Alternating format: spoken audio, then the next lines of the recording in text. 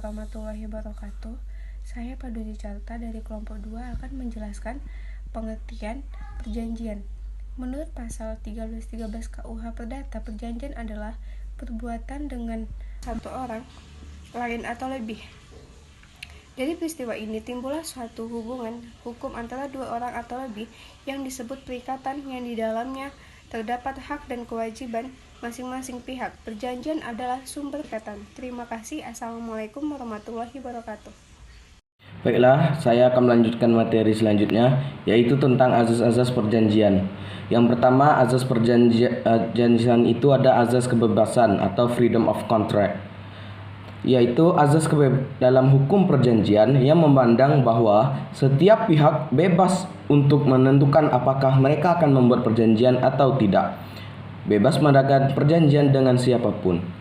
Lalu ada azas yang kedua, yaitu azas konsensualisme atau konsensualism. Azas ini memandang bahwa sebuah perjanjian disebut sah apabila ada kesepakatan, yakni persesuaian antara kehendak dan pernyataan yang dibuat oleh kedua belah pihak.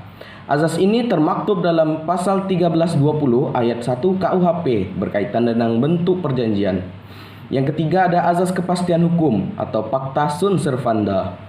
Asas ini memandang bahwa suatu perjanjian memiliki kepastian hukum berkaitan dengan akibat dari perjanjian tersebut. Pihak ketiga atau bisa disebut sebagai hakim dan lain-lain harus menghormati substansi perjanjian dan tidak boleh melakukan intervensi.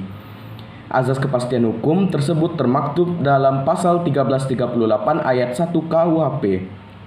Azas yang keempat ialah azas iktiqad baik atau good faith. Azas ini memandang bahwa pelaksanaan substansi perjanjian antara kedua belah pihak berdasarkan kepada kepercayaan dan iktikad baik. Iktikad baik tersebut dibedakan menjadi dua, yaitu nisbi dan mutlak. Assalamualaikum warahmatullahi wabarakatuh. Saya Sri Rahayu Amelia akan menjelaskan tentang subjek perjanjian. Subjek perjanjian adalah subjek dari perbuatan hukum, yaitu subjek hukum. Subjek hukum terdiri dari manusia serta badan hukum.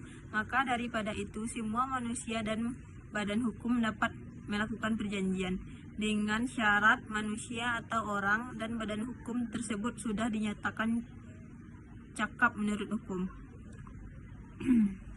Yang pertama, subjek perjanjian berupa manusia atau orang, yaitu yang pertama yang membuat perjanjian atau orangnya sudah cakap atau sanggup melakukan perbuatan hukum tersebut.